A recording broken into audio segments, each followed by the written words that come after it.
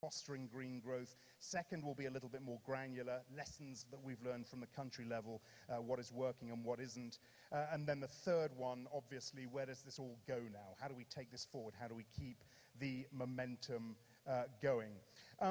Right, let's kick it off. I'd like to go to Her Excellency Ms. Edna Molewa, Minister of Environment, South Africa. South Africa is a country that has taken significant steps to scale up the... They've taken steps to establish a green fund. South African banks introduced voluntary principles in 2014 for managing environmental and social risks, et cetera, et cetera. It's quite a long list. Minister, let me start with that. How are voluntary and mandatory initiatives in banking, in the capital markets, helping to drive this overall push to sustainable development?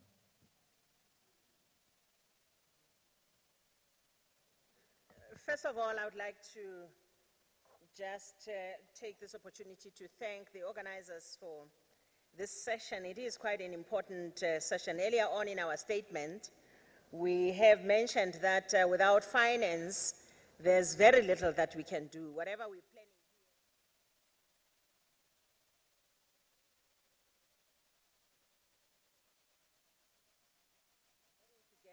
understanding each other's role, one another's role, with finance ministers understanding exactly the roles of environment and so forth and so forth.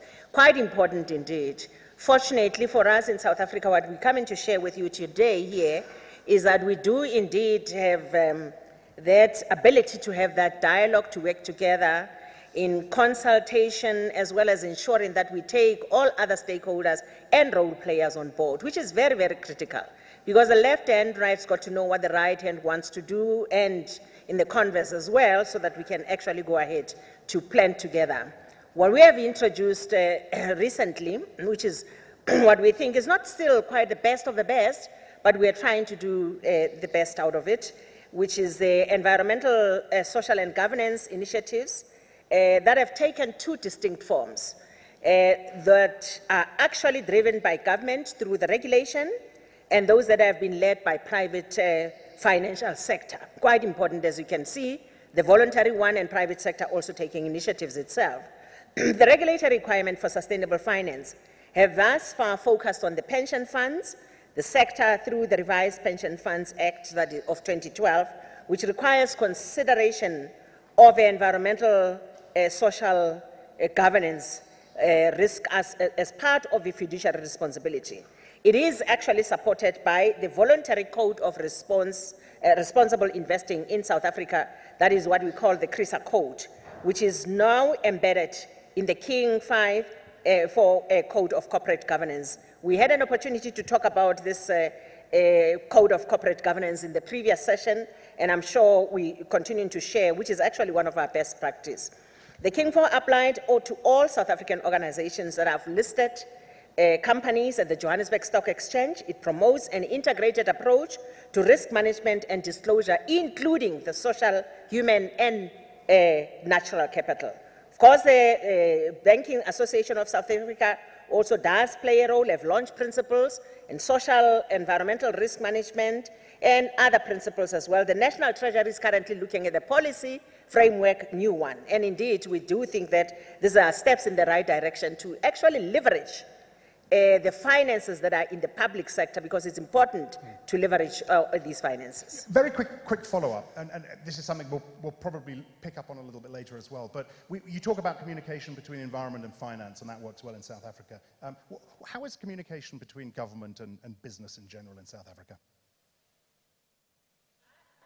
I would like to say it confidently here, indeed, that driven by, or rather led by, the Treasury of South Africa, we work together, and that communication is very solid at all times, going on, maybe sometimes not agreeing with one another. That's very natural, but we are working together. And I would like to actually give you an example of one of the areas where we have actually been collaborating. It's not only led by Treasury with the private sector or the banking sector, but it is also environment involved. we've been working together on one piece of work that we call the carbon tax.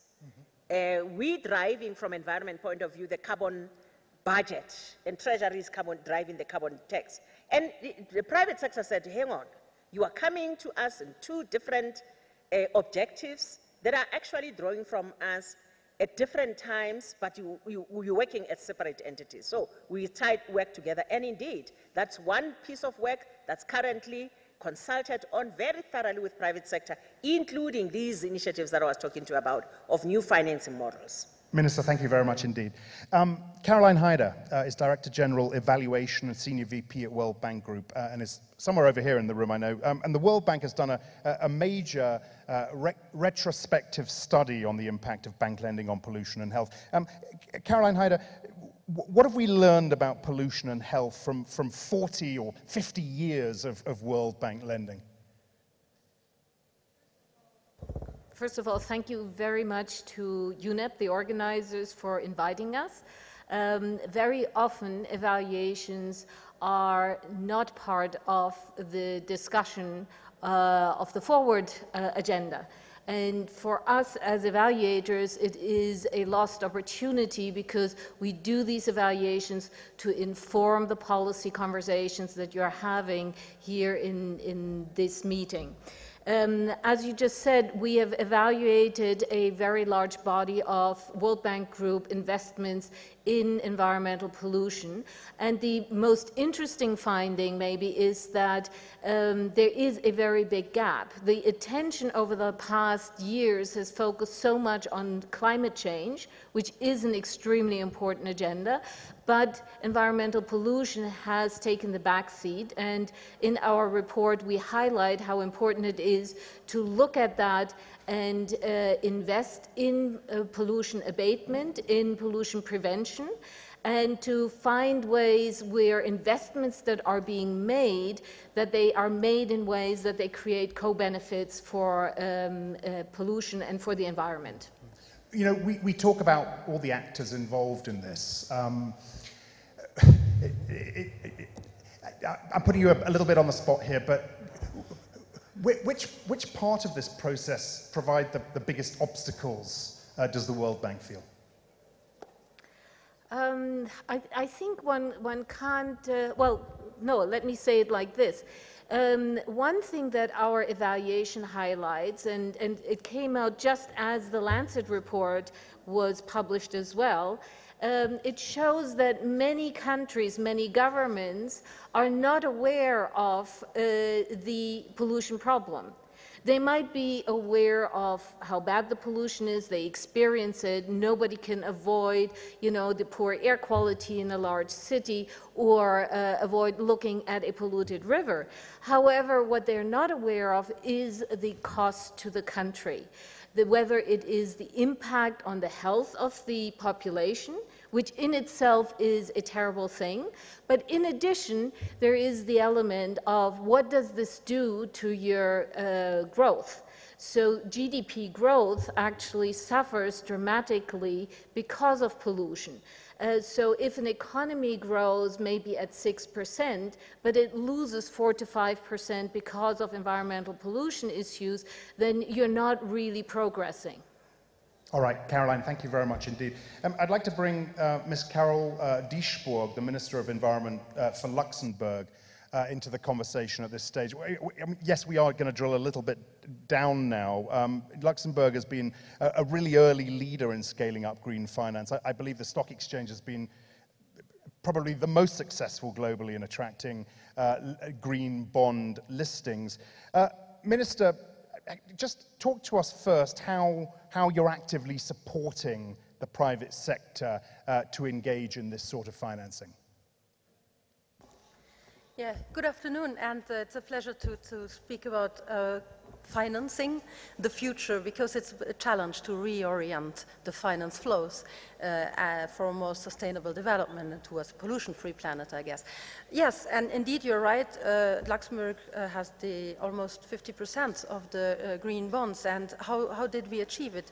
First of all, in early 2015, we established a task force together with Finance Ministry. So as the colleague said, and we make a follow-up which is very close as ministers. We have meeting, finance ministry, environment minister, with the whole stakeholders. So the stock exchange, but also the banking association, insurance sector, lawyers, and we have a huge working group in order to address and to create once a toolbox with innovative instruments. So we launched, for instance, a collaboration with the European Investment Bank. We call it a climate finance platform, which is indeed a de-risking instrument. Because if you want to be innovative, you have to de-risk in order to have very innovative ideas going through and have the leverage of private sector.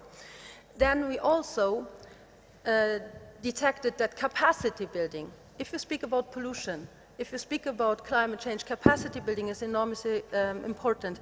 That's why we launched a climate finance accelerator in order to have capacity building of young dynamic managers in order to settle new innovative things, because what we have to do is really switch off the autopilot we are living in. We have to design new economic models, new societal models, going from linear to circular. That means that we need not only to shift the frameworks, the legal frameworks, but also take contact with the sector and producing and speak about opportunities. That's why we now have not only a climate finance platform, but a sustainable finance platform. And I guess it's of utmost importance to link the ideas of biodiversity, of circular economy, of climate, so really linking and speaking not only about climate and sustainable development, but really about a pollution-free world and for sustainable development. Secondly, we made another platform.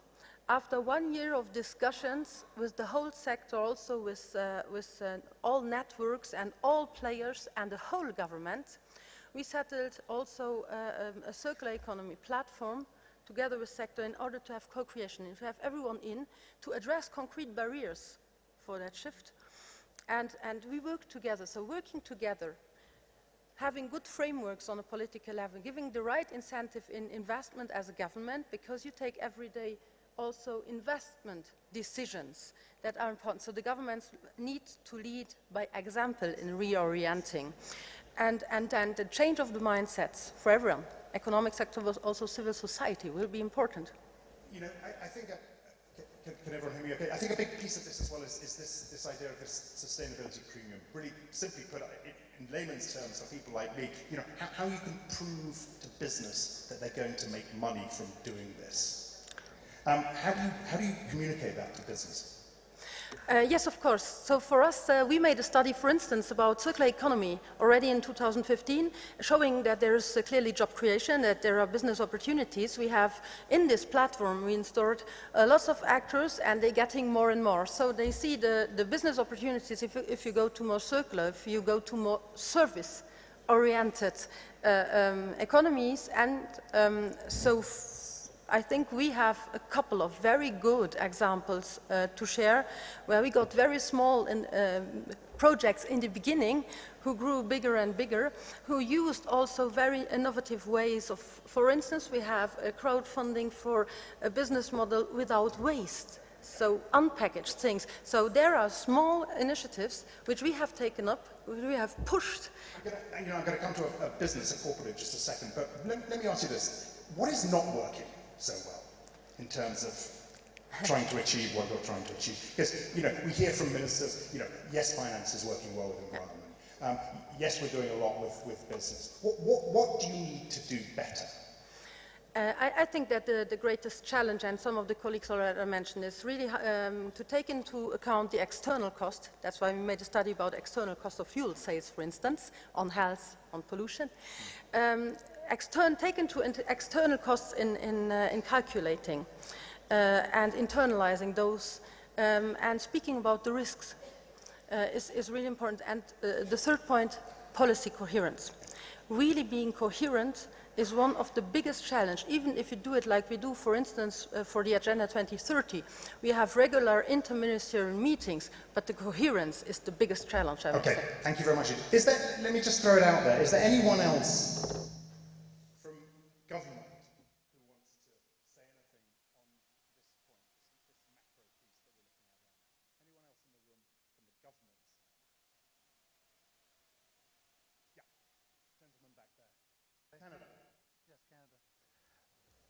I think if you want to, looking at the big picture, Canada, governments in general have 5 levers that you can use to really drive change. The first one is taxation, and so we all know taxation very well, but you can tax bad behavior, or you can create incentives for good behavior or investments in green technology, for example. The second one is regulation. So first putting in place enabling regulation that allow you to change and modify the behavior that you do want to modify. So whether it is forcing, for example, a certain amount of biofuels as part of your fuel, or whether it is regulating, for example, coal-fired power plant out of existence. The third one is investment and direct investment. So in Canada, as part of our Pan-Canadian framework on climate change and clean growth, there's a $21 billion fund for green infrastructure. So Canada has the challenge of having a lot of geography, as one of our Prime Minister once said, and so investment in infrastructure is vital in order to meet our challenges. The fourth thing the government can do is the power to convene. So as a federal government, we convene provincial governments, other levels of government, civil society, and citizens in general, and industry, to have that forum, that discussion on what we can do. We also work multilaterally with other governments, and there's a number of very successful multilateral environmental agreements. We heard about the Montreal Protocol this morning, where we did manage to get on the track to heal the ozone layer, which is an incredible achievement when you think of it, but it's because all parts of society work together. And finally, the fifth lever that government has is, in fact, its own procurement and its own behavior. So leading that way and driving its own investment for its own infrastructure through what it does. Appreciate it. Thank you very much indeed. The State Secretary from Germany, Jochen Flassbart, has joined us in the room. A general question for you, State Secretary, how governments, it's a big question, but it's one of the central questions, how you think we can realign financing and investment so that economic development is aligned with the 2030 goals, aligned with Paris, etc. Well, I think it's one of the most important questions, and what I assessed is one of the biggest movement forward since Paris. Prior to Paris, it was the whole debate was how to channel money from developed, from industrialized countries to developing countries, and it was all about the 100 billion, and it still remains absolutely important. We need this kind of financial support that has been established in the past. But I think nowadays it's more important to show credibility than to make the real move, to make the real change. Because with 100 billion, what can you do with 100 billion looking at the whole transformation agenda? Not only, as you said, on the climate issue, where we have to change more or less the whole capital stock of the world and transform it to a fossil-free world. But also with regard to the SDGs, we will face such a transformation. And that will not be able with public funding. We need to mainstream private investment into the right direction. And again, not as a contradiction to financial support provided by those who have to those who are in need. This principle stays, but we need to do it in a more intrinsic way and to make it as a driver of investment in the future. So, can you give us some examples of doing it in a more intrinsic way that you've done in Germany? You say you have to show credibility. I mean, can you provide us with some examples as to how you've done that in Germany? Yeah, I think there is one very obvious example, and that is how the world has moved into the direction of renewable energies. When we started in Germany with our feed-in tariff, it was clearly a subsidy. In German legal terms it is not, but actually economically it's a subsidy, and quite a relevant subsidy. We are still paying 20 billion per year for this exercise. But what we did is we came down the learn curve, and in many cases now it is exactly what I said. It's part of the mainstream in the energy sector, because many countries in the world can now afford renewable electricity.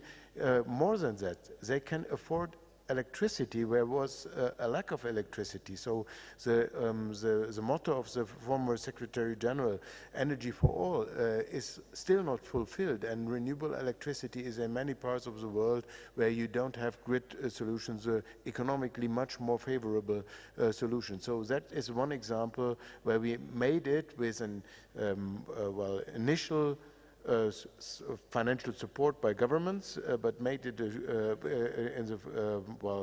the further steps we made it an economic success story. State Secretary, thank you very much indeed. Let's delving now into the second piece of this, the second segment, looking more granularly at this, and we want to hear from as many corporates as I can fit into this. I know we've got the gentleman from BNP Paribas here, Rob Barker, Director for Sustainable Investment. BNP, by the way, established, I think I'm right in saying, $1 billion partnership with UN Environment, which is aimed at addressing land use change, preventing deforestation. Rob Barker, can you tell us what BNP Paribas is doing with UN Environment generally, and I think in particular in Indonesia? Thanks very much. So BNP Paribas has been working in a collaborative partnership with UNEP in Indonesia to establish the Tropical Landscapes Financing Facility, which is a private sector facility, a financing initiative that aims to bring private capital to fund long-term sustainable development projects at scale. The TLFF seeks to access international capital markets to source financing for projects that support smallholder farmers and rural electrification schemes in Indonesia in ways that address the country's significant social and environmental challenges.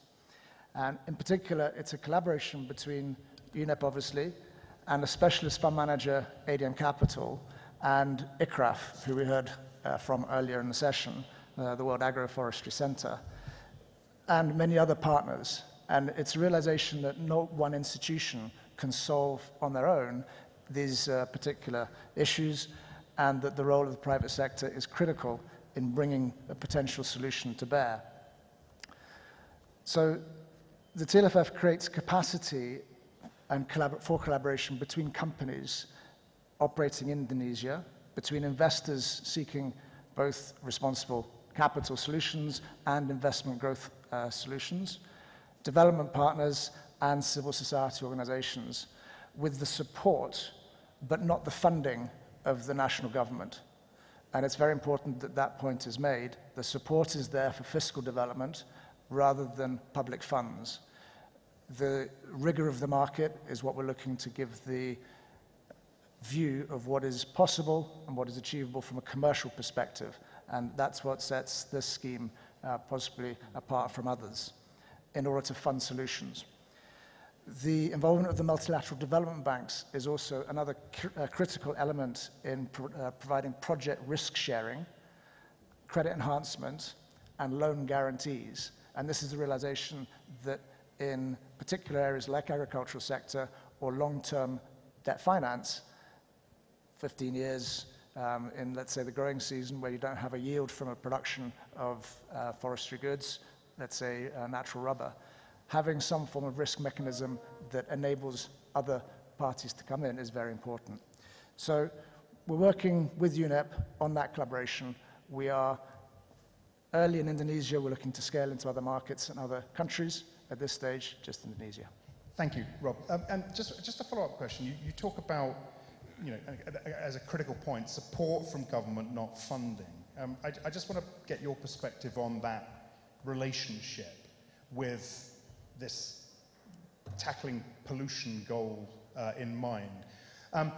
Just stepping back, when the emissions gap report came out, a big message from there was 30% government, non-state needs to pick up the other 70%. Okay, this is GHGs, but just looking at it broadly, do you think business, does BNP Paribas, do other businesses, do your peers sometimes feel a little pressured by government to be doing more? Do you feel sometimes that there's a little bit of a presumption that you should be doing more? I think the role of government is very much to give support to the private sector mechanisms and give steerage into, let's say, changes in behavior. I think being a French bank, obviously, and Paris being the host to the climate agreement, there is societal pressure from that perspective to step up. But it's in our interest as a bank that we are looking to fund and finance clients that are also looking to change their business models. So that alignment is not so much pressure, but good market practice for us as a commercial entity. If our clients are expecting that conversation to be able to be had with their bankers, then we need to be good enough to have that conversation with the companies that are themselves looking to change into sustainable companies themselves. And I think that alignment is what we're looking to achieve through collaboration and partnership and bringing players together. Okay. Thank you very much indeed. Is there anyone else, is there anyone here from the corporate side, from the business side, who wants to share with us their own thoughts on this? What they are doing, what they're expected to be doing, et cetera, et cetera. Anyone else in the audience who wants to share with us anything on this? No? Oh, okay, yes. Caroline. Thank you very much. I wanted just to highlight, and a lot of people think of the World Bank as a public sector focused institution, but the World Bank Group includes the International Finance Corporation, IFC. And in our evaluation, we have looked at IFC and IFC's partners, which are private sector entities. And one of the important findings is that a lot of the companies that work with IFC are doing quite well. IFC has standards that require its partners to be environmentally, socially, and governance aware, to do the right things. But it's maybe also a little bit, so to say, self-selection. It is the right companies that are ready, that are partnering with IFC and coming to IFC because they do believe in this agenda, whereas there are many more companies, whether they are large companies or they are the smaller domestic companies, that are not yet ready and that are not able to deliver on this agenda, and that look at pollution and the environment as a cost to their business, rather than an opportunity to innovate and do something new and grow business. And that's where the shift has to come from. Yeah, because just before I come to Slovakia, I just want to follow up on that. With a journalist hat on, whenever we go to corporates to talk about this, it's generally the same big companies who are on the list. The big banks, the Unilevers, et cetera, et cetera. It's about helping the smaller company, getting the SME on board. How do you, just very, very quickly, I mean, how can we really kickstart that momentum, and where is it happening best, would you say? I think the delegates from Canada and Germany gave you all the answers.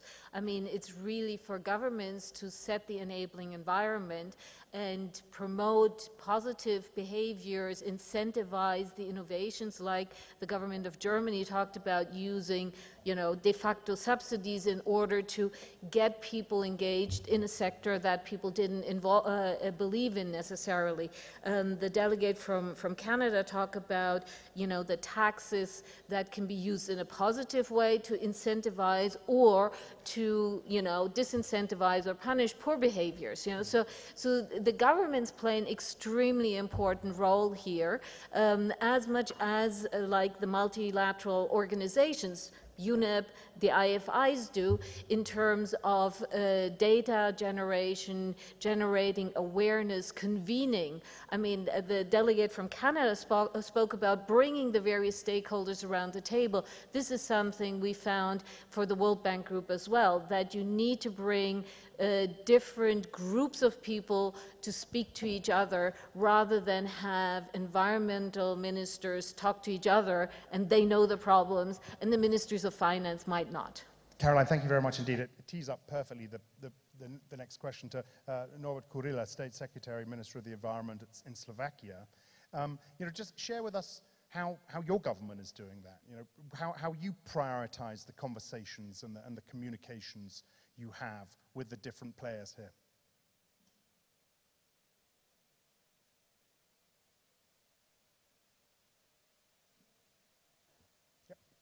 It was on, it went off. Press it one more time. Okay. There you go. Thank you very much. Good afternoon to everybody, and thanks for the opportunity to speak on behalf of Slovakia. So actually, I would like to put some ads on what government can do, and I will try to respond also to your question. So we are guided by the overall overarching objective, basically they want to decouple economic growth from environmental degradation and especially pollution, and around those ideas we're framing our policy actions. We are actually finding ourselves in a fairly big momentum, and we want to seize that either through Paris climate agreement or Agenda 2030 that we have now on our table, or fighting for a pollution-free planet. So I think we need to, from the government side, strengthen and enhance policy dialogues. I think there is a bunch of activities that are government-driven, but I would put on an equal footing the private initiatives, and especially bringing in institutional investors and risk capital that can also help moving this transition, especially to low-carbon, resource-efficient and pollutant-free economy. This process must be inclusive and transparent. We have created also kind of a central European platform that is led by Slovakia, green economy transition platform that brings together the best knowledge, the practitioners from around the region, from academia, business sector, policymakers, civil society, and they jointly actually discuss the pathways and the ways how to get this transition going. So through that we can replicate some good examples from other countries, which is also very important, and we shall seek international cooperations and partnerships to enhance these actions. On financing, I would actually make two more comments, how we actually really on the ground try to move forward with this transition. So we have a very strong instrument. It's called emission trading scheme in the European Union that generates a bunch of proceeds that can be used for climate-friendly investments. And we are trying to use these proceeds coming from auctionings to actually help industry and power generating sector to decarbonize and actually move forward. So I think that cap and trade and economic instruments are of the key on top of, let's say, taxation and charges and fees. And second element, we also collaborating jointly, for example, with the European Bank for Reconstruction and Development and others, working on facilities that also help leveraging private financing in a ratio 1:10, especially in retrofitting of the houses and energy efficiency in buildings. And last but not least, what we can do also from the government side is to promote environmental education, eco-education, and especially awareness. And for that reason, we jointly collaborated with the business community, private sector, with the civil society and government. We created a very innovative instrument, so-called Green Education Fund, that brings in all actors together. And through that joint collaboration, we would promote this necessary awareness-raising exercises and education in Slovakia, especially targeted at the young generation, but also at targeted group that are necessary to be educated further. And it's a systemic approach, being with us for many years. Thank you very much indeed. The European Commission has several initiatives to reorient the financial system towards sustainability, including preparations for an EU strategy on sustainable finance. I believe Mr. Daniel Calleja Crespo, Director General for the Environment, the European Commission, is in the room with us. Excellent. Could you just talk us through, please, what the European Commission is doing to contribute to this leveraging of instruments and business models in this process? With you today and to provide you some information on what is the European Commission on behalf of the European Union doing in this area. And many of these matters have already been mentioned when you were discussing the emission trading scheme or some of the proposals that we have. But I think the main message is that the transition to the low-carbon circular economy is going to require huge investment. And we are not talking just about climate, we have to integrate also the circular economy, and we have to integrate also all the efforts that the SMEs have to do, because we have to change the economic system. The linear model of produce, consume, and throw away is no longer viable, and we have to go to a more viable and resource-efficient model. Now, how do we mobilize these funds? We know that the public budgets have their limitations and their constraints, and it is true that all the EU member states are putting a lot of money, and I would like to recall in particular all the financing that we are promoting for development cooperation through the EU External Investment Plan, 44 billion of investments until 2020 aimed at scaling up and blending activities in Africa and EU neighborhood regions, tackle climate change, environmental protection, and promote investment in low-carbon green economy. An important fund. Now, this is not enough because we also need to promote sustainable finance. We have a high-level group on sustainable finance which will come in January with the report, and we will propose in May 2018 an initiative on how do we promote throughout the European Union, but also beyond, green bonds, sustainable finance. How can we agree on what is going to be a real green bond or not?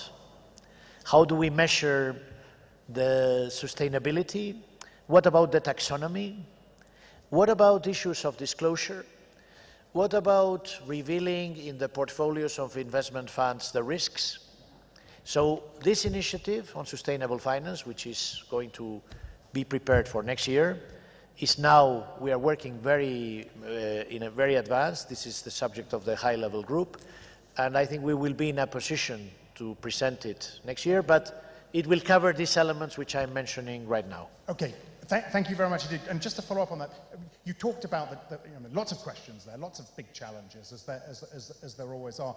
Okay, we look forward to seeing the result of this next year. You say, how optimistic are you that this will actually move the process forward? I am extremely optimistic because I see a huge amount of interest from all quarters, from the different countries who are very eager because they are obviously promoting investments and want to facilitate the funding. I see a lot of interest, of course, in the private sector, business. The financial sector is extremely interested in working in developing this green funding. But I see also a lot of interest in the work that we are doing also with the cities, because there will not be a solution to all these problems without the active involvement of the cities. And I think the green, smart cities of the future are going to also require to mobilize this funding. I think there is also a lot of work that has to be done. So I think this area is going to be one of the most important areas of our future work. But we need to make all the elements fit. And we need also to develop public-private partnerships which are effective.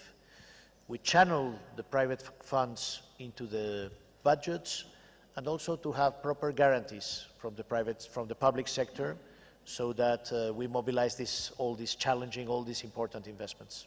Thank you very much indeed. I believe the delegate from Indonesia has some words for us. Is the delegate from Indonesia here? Ah, yes, please. Yeah, thank you. Thank you for this opportunity. Indeed, greening finance or financing for sustainable development, it's always a challenge in our effort towards achievement of the sustainable goals. I just would like to share Indonesian experience in dealing with these issues. So we begin our effort in 1990s. At the time, we realized that public finance is not enough because, well, our resources always have a limitation. Then, at the time, we start to with international cooperation, bilateral, we start and we provide kind of a soft loan scheme for pollution abatement equipment at the time. And then it's evolved into the industrial efficiency and pollution control. We even try various sources to finance these things, and yeah, including the debt for nature swap. So we use the debt for nature swap scheme to finance the micro, small, and medium enterprises to invest in environmental field. And in beginning of this century, we are trying to internalize the environmental indicators into the banking sector. So as a government, we set up the environmental performance business rating program. So this rating program, or the result of this program, will be used by the banking sector as to set up their collectability levels. So it has been quite effective at the time, but we need more. Then in 2009, we renew our Environmental Protection and Management Act, and we insert at least 3 articles related with environmental economic instrument. And then it takes almost 8 years to discuss among stakeholders, including the Ministry of Finance, the banking sector, and non-bank financial institution. And only 3 weeks ago, 10 of November, we launched a new government regulation on environmental economic instrument. And this regulation will stipulate and will mandate both government and local government to further develop and implement sets of economic instruments, including incentive and financial schemes. So we believe that this should be an tireless effort, and we have to just persistence on this regard. And but talking about the financial, it's not only providing fund or financial, it's really to change the behaviors of all the stakeholders. And absolutely, by giving the fiscal and financial incentive to the stakeholders, we believe that we can change the behaviors towards sustainable development. Thank you. Thank you very much indeed. Is the delegate from Korea in the room? And does the delegate from Korea want to add anything to the conversation? Nope. Okay. There is a representative from Senesa, David Munene. David, where are you? There you are. Good. Come on in.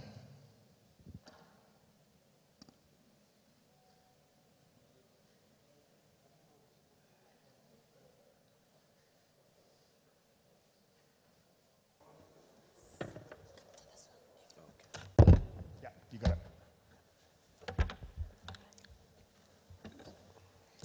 Good evening, everyone. My name is David Munene, and I speak on behalf of the major groups, Children and Youth.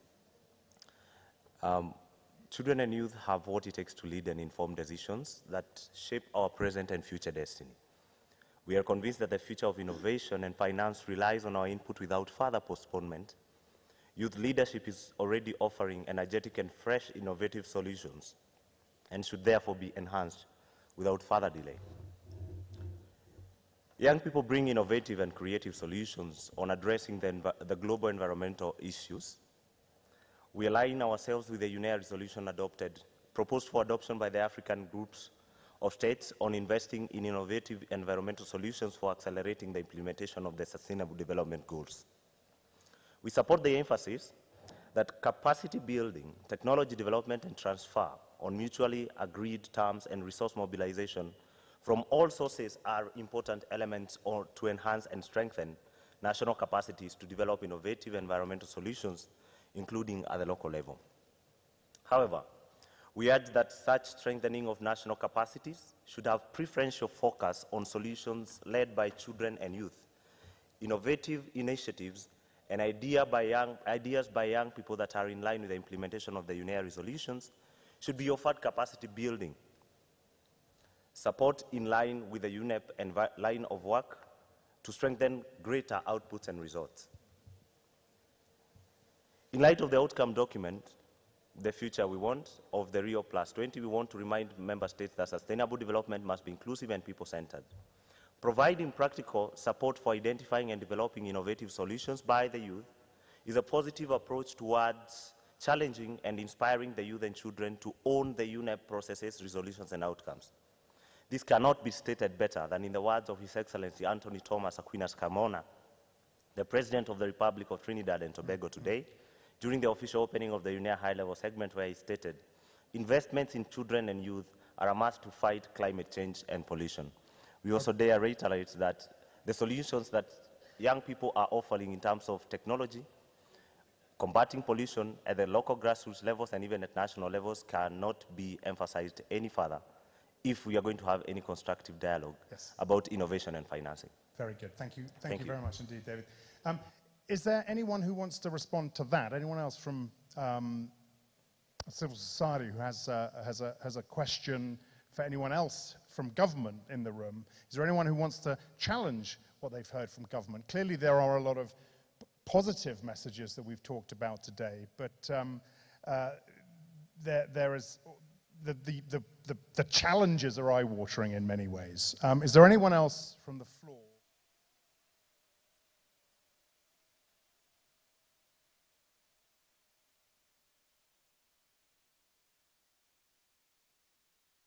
Is there anyone from the floor, as we move this to a close, and talk about the momentum that's needed, and to the gentleman's point here, the momentum that's needed to drive this forward and to keep this process going and make sure the right actors and the right pieces of the puzzle are talking with one another.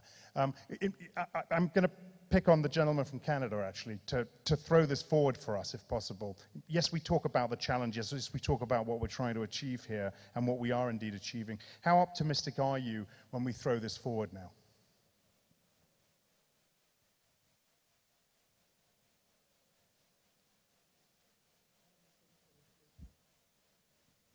Okay, you know, let me, you okay to go, or there's someone over here who wants to contribute? Yeah, go ahead. Am I on? Jody Rousseau with the Global Solar Council. We're the association of the solar energy industry globally. I was very interested in responding to the comment on youth and youth being the future for solving our environmental challenges. We in the Global Solar Council are trying to advocate for systematic training and education so that the next generation of professionals and of workers can be prepared to actually enable the green economy. Our challenge in the solar industry is that actually we don't have education systems that are preparing the next generation to actually work and implement technology solutions we have today. We have a huge lack of installers, of engineers, of systems planners, and we're very interested in understanding. Some governments have talked about their plans for education, but what else will happen? Okay, well, I don't know if I'm allowed to throw this back at Slovakia. You talked to us about education and the importance of education, and we are delighted to hear about plans, but how do we move this forward now? You know, what concrete examples can you provide us that we're going to reap the rewards from doing this? It's also fair to say that it's a kind of a very freshly born initiative. It was launched in Slovakia actually about mid-October, so we are now actually in a sort of a pilot phase. What I can maybe tell you more that we have identified 4 key topics, 4 priority areas. Especially one is climate action and focus on low carbon mobility. Number 2, circular economy and promotion, transition to more resource efficient economy. Number 3, it's quality of life and green infrastructure. And number 4 is the eco-innovations. So these are 4 topics, topical areas. And now at the next stage, we had an open call for actually non-profit organizations and entities, educational entities that can actually go for projects to be funded via this. And we created a joint committee jointly with the business, with the NGOs and with the state administration to assess, to evaluate best projects, striving for excellence. And then I think we will start with the implementation phase early March this year. So once we meet the next year, I can share some good examples of how it went. But anyhow, we wanted to be innovative, kind of a business-driven, and striving for excellence. Thank you very much. I appreciate you coming back on that. Is that the sort of thing you want to hear, I guess, right? It sounds fantastic. It's exactly the type of work we need to be working with governments on. Good, very good. The gentleman from the UAE, do we have a comment from the UAE? Yes, please. If you press the button. All right.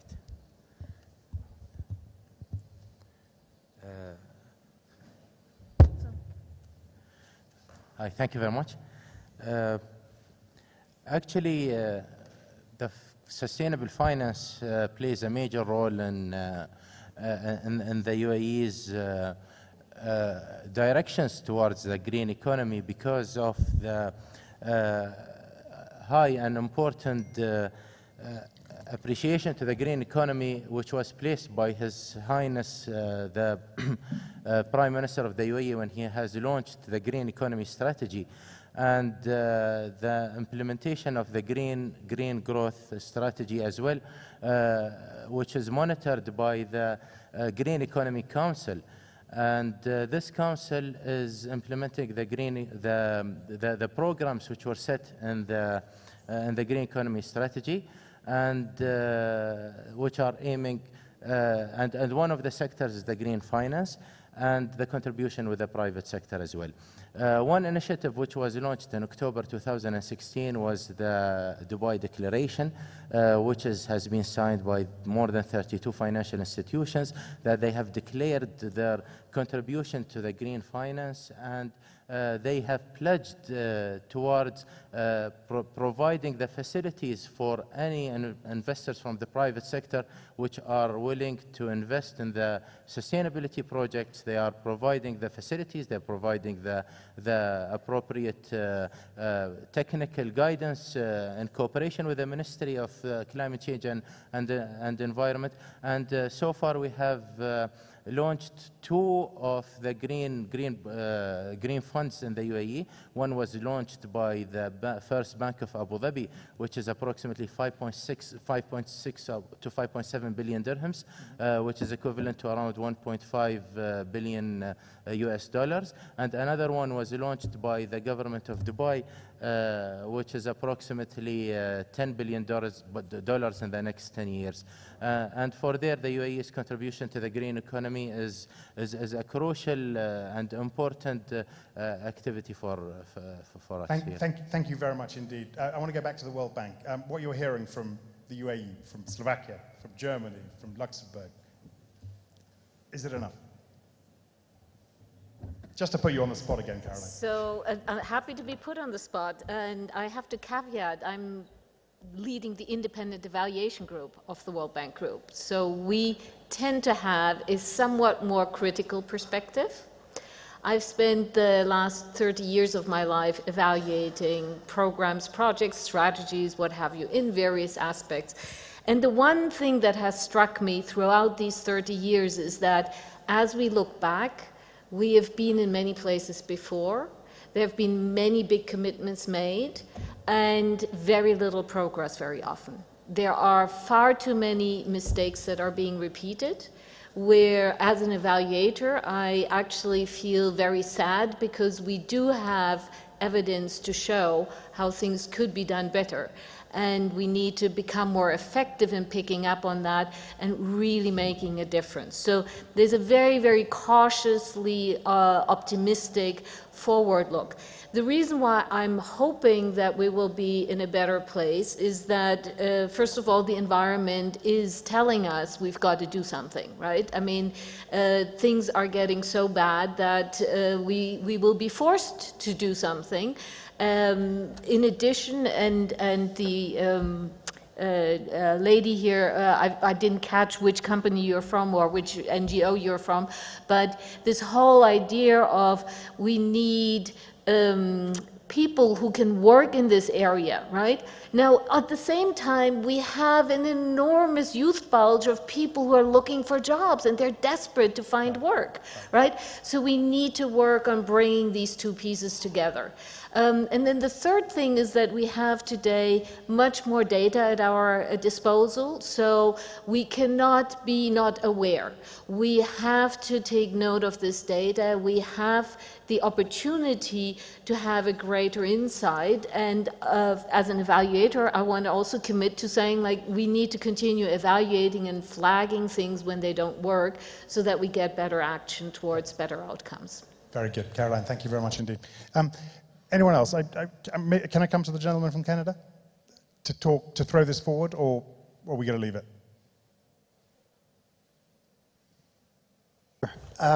So your question was, are we optimistic? When we throw this forward and we talk Yes. about the sort of momentum that we need and the level of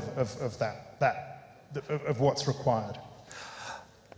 Well, there's a question of sustained effort and basically of momentum that we need to achieve. I think that within the government system, there are things we can do. So first, using the number of instruments that are at our disposal.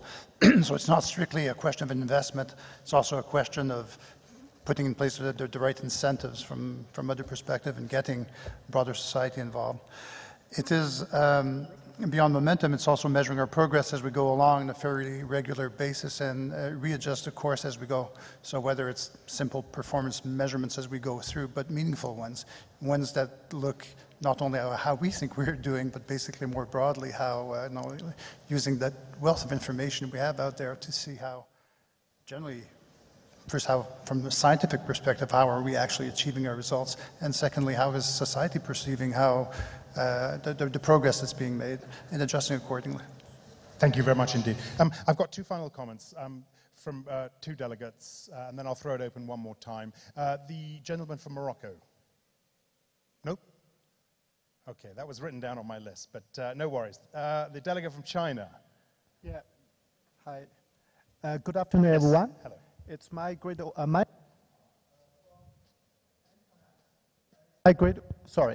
Good afternoon. It's my great honor on behalf of Ant Finance to join this event, and thank you all. I have the first questions about everyone. Can you believe you can really plant a tree in your wallet? Can you believe? This is my first question. Second question I want to ask you, how many of you who don't have a wallet? And my third question I will ask you, how often you will not decide to bring your wallet? So here's the story about Ant Forest. This is a wallet, mobile wallet. So Ant Finance is actually the affiliated company of Alibaba. And within Ant Finance, there are a range of the service we provide. And one of the services we provide is Alipay's payment. So this became the so-called mobile wallet in China. But the things I want to say is I want to share with you our story and our experience in terms of how we're really using digital technology and also innovation to really drive this behavior change for the environmental protections. So every day, if you are China, you have any green life behavior, including you take the walk, you get on the bus instead of driving a car, you have this mobile payment offline, you have electronic invoices, all this will be counted in terms of generating green energy. And with this green energy grow, we will also plant a virtual tree in the mobile. Once this virtual tree grow up with the energy you contribute every day, we will plant a real tree on behalf of you on the desert in China. Now in China, within 1 year, we already have 230 million of Chinese users. They are actively engaged in this program. Up to 1 year, we have already planted more than 10 million trees in China desert. And importantly, we also reduce the carbon dioxide up to 1.22 million tons. The secret of this technology, the secret is really about bring this accessibility as inclusiveness to everyone, because it's very hard to sustain a positive behavior change. People normally have the very good intent to have this environment protection, but it's very hard to sustain. And we are going to use this to give people an incentive to insist their behavior, and that's through the fun. What kind of fun? It's about every morning you need to really collect your energy. Yeah. If you forget to connect the energy, you will basically, your energy could be stolen by your friend. So through this fun competition, everyone has been enrolled in to sign up for this program. But more importantly, is because of its behaviors, became part of the habits and became part of life choices. So in the end, we get this momentum. Good. Yeah. Thank you very much indeed for that very concrete example. Remind us, which company are you from? And Finance. Thank you very much indeed. That was very useful.